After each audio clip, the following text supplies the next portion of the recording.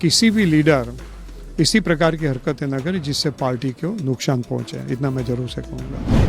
अच्छा, पिछले साल से कवायद जारी है, संगठन बनाने की प्रक्रिया मैंने सूचियाँ सौंप दी हैं। I think it should come out any time now. अच्छा, खास बात देखी गई कि कोई नेता नहीं है इस मीटिंग में, किसी भी कार्यक्रम में आपके साथ। देखिए, मेरा वर्किंग स्टाइल वो है कि मैं पार्टी के संगठन के सभी कार्यकर्ताओं की एक मीटिंग जरूर से रखता हूँ। ये एक छोटा सा इंडिया अलायंस ने डिमांड किया है कि जो पर्ची निकलती है वीवीपैट से, वो सीधी वो ब्लैक स्क्रीन पे पहले दिखाई जाती है 7 सेकंड के लिए और फिर एक काले डब्बे में चली जाती है। उसकी जगह पे वो पर्ची मतदाता के हाथ में दे देनी चाहिए। अमेरिका के, यूएसए के 2-3 स्टेट में ये प्रथा है। तो एक बात और है कि कांग्रेस चुनाव जीतती भी है, लेकिन कांग्रेस उस समय ये क्यों बात नहीं उठाती। कांग्रेस के राष्ट्रीय महासचिव और प्रदेश के प्रभारी दीपक बावरिया आज फरीदाबाद पहुंचे हैं। जानते हैं उनसे कि क्या कार्यक्रम रहे हैं और क्या, क्योंकि चुनाव में बहुत कम समय रह गया है, तो किस तरह की तैयारियां कांग्रेस कर रही है। जी सर, फरीदाबाद में आज क्या कार्यक्रम रहे? आज हमारी जो है 3-4 मीटिंग हुई। एक मीटिंग जो कॉलोनीज वाले लोगों से हुई और वो कॉलोनी के लोगों की जो तकलीफें हैं वो सुनने के लिए, उसका क्या क्या हो सकता है उसके लिए उनके साथ संवाद रखा था। एक चीज़ बड़ी उभर के आई कि ये कई सालों से जहाँ बस रहे हैं वहाँ से उसको मोदी जी ने कहा था कि 22 के अंत तक ये देश के हर झुपड़ावासी को पक्के मकान दिए जाएंगे। ये लोग कम से कम 25-30 साल से रहते हैं, आज तक उसको कोई मकान नहीं दिया गया। इतना ही नहीं, लगातार बुलडोजर के डर में रहते हैं। और सबसे बड़ी जो शिकायत आई कि उसमें से ज़्यादातर लोगों के बीपीएल कार्ड भी कैंसिल कर दिए गए हैं। और दूसरा, पूरी कॉलोनी में नशे की 90% of the families are affected by ये सिंथेटिक नशा की कोई दवाई आती है, उससे सफरिंग है और उसके लिए सरकार की ओर से कोई एक्शन नहीं लिए जाते हैं। बड़ी दुखद बात थी, बड़ा दर्दनाक बात थी। महिलाएं जो थी उनकी आंख में आंसू था। और मैं तो वहाँ तक मैंने कहा है कि खट्टर साहब जो हैं अपने आप को कितनी भी बताते हैं, मगर ये गरीब लोगों की वेदना के आंसू लूटने के भी उनके पास कोई तरीका नहीं और उसके पर बुलडोजर घुमाते हैं। वो क्रिया में उनको तो फिर से, मैं पहले भी कहा था, फिर से आज कहता हूँ कि ढक्कन पर पानी लेके डूब मरना चाहिए। इसी प्रकार के गरीब लोगों के ऊपर जो जुल्म हो रहे हैं और उसमें वो अनदेखी करते हैं, वो आसान नहीं है। अच्छा, प्रोफेशनल लोगों से भी आपने बात की, उनकी भी एक बैठक ली है। इसके बाद जो है एक मीटिंग प्रोफेशनलों से भी आज हुई है, चार्टर्ड अकाउंटेंट्स से, सभी प्रैक्टिशनर्स थे और उनमें से काफ़ी बड़ी मात्रा में लोगों ने पार्टी भी ज्वाइन किया है।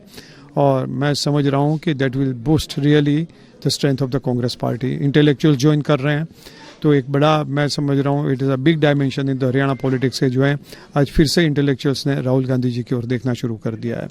एक तीसरी बात जो थी, आज हमारी मीटिंग अग्रवाल समाज से भी हुई और वो भी एक काफ़ी फलदायी मीटिंग थी, काफ़ी पार्टिसिपेट किया। वहाँ कई व्यापारियों ने, जो प्रकार से जीएसटी के मामले में उन लोगों के साथ जास्ती की जाती है, डराया धमकाया जाता है और पूरे व्यापारी वर्ग को हरियाणा डरा हुआ है, वो मैंने महसूस किया। अच्छा, खास बात देखी गई कि कोई नेता नहीं है इस मीटिंग में, किसी भी कार्यक्रम में आपके साथ। देखिए, मेरा वर्किंग स्टाइल वो है कि मैं पार्टी के संगठन के सभी कार्यकर्ताओं की एक मीटिंग जरूर से रखता हूँ। आज भी मैंने एक मन बनाया था, मगर 1 तारीख होने की वजह से कई पार्टी के लीडरों ने मुझको रिक्वेस्ट किया था कि सर आज न रखें, मगर मैंने ये सीए और इन लोगों के लिए भी संडे होना आवश्यक था। इन लोगों ने सभी तैयारियां कर ली थी, कॉलोनीज वालों ने भी तैयारी कर दी थी, व्यापारी जो ये अग्रवाल समाज थे उनकी भी तैयारी हो गई थी। तो I did not think it fit to postpone it. तो मैंने जो फरीदाबाद की मीटिंग है उसको पोस्टपोन करके रखी है। जब भी अगले सप्ताह में पलवल और नूह के दौरे पे रहूँगा तभी यहाँ भी वो मीटिंग करूँगा। अच्छा, एक बात और देखिए, हमने अब जब आप प्रोफेशनल लोगों को संबोधित कर रहे थे तो आपने ईवीएम पर एक बड़ा सवाल उठाया था। ईवीएम पर इंडिया अलायंस ने बड़ा सवाल उठाया है कि जो उसकी व्यवस्था है वो पारदर्शी नहीं है। मैं नहीं कहता हूं कि उसके दुरुपयोग होता है, नहीं होता है, मगर मतदाताओं को पूरा भरोसा देने के लिए, पूरी ट्रांसपेरेंट करने के लिए और जो है लोकतंत्र को मजबूत करने के लिए, जो जर्मन सुप्रीम कोर्ट ने कहा था कि मतदाता की किसी भी शंका से पर आपकी मतदान की पद्धति होनी चाहिए, वो चीज़ को लागू करने के लिए एक छोटा सा इंडिया अलायंस ने डिमांड किया है कि जो पर्ची निकलती है वीवीपैट से, वो सीधी वो ब्लैक स्क्रीन पे पहले दिखाई जाती है 7 सेकंड के लिए और फिर एक काले डब्बे में चली जाती है। उसकी जगह पे वो पर्ची मतदाता के हाथ में दे देनी चाहिए। अमेरिका के, यूएसए के 2-3 स्टेट में ये प्रथा है और जहाँ वीवीपैट चालू है, मगर उसमें मतदाता के हाथ में स्लिप दी जाती है। तो इसी प्रकार से यहाँ भी वो स्लिप दी जाए जिसमें डेट, टाइम, बूथ नंबर और तारीख लगी हो।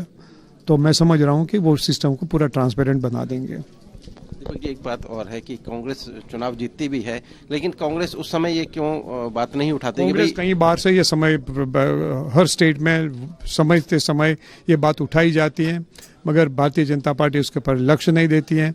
तो इसी वजह से आज जो है इंडिया अलायंस ने ये मुद्दे को उठा लिया है। तो क्या ये जो जिस और एक चीज मैं वो भी कहूँ कि जो 3 राज्यों के नतीजे, जिसमें बड़े बड़े सर्वे एक्सपर्ट्स ने और बड़ी एजेंसियों ने, बड़ी चैनलों ने जब कह दिया था कि यहाँ कांग्रेस का, और हमारे वर्कर्स और लीडर्स, हमारे पास भी फीडबैक होता है फील्ड में से कि ये पूरी तरह से हमारी पार्टी के लिए मतदान हुआ है, मगर जो प्रकार के नतीजे, और वो भी 165 सीट, मोस्ट रिडिकुलस रिजल्ट्स जो मध्य प्रदेश में देखा गया, इसी प्रकार के नतीजे जब आते हैं तो लोग निश्चित रूप से लोगों के मन में शंका होती है।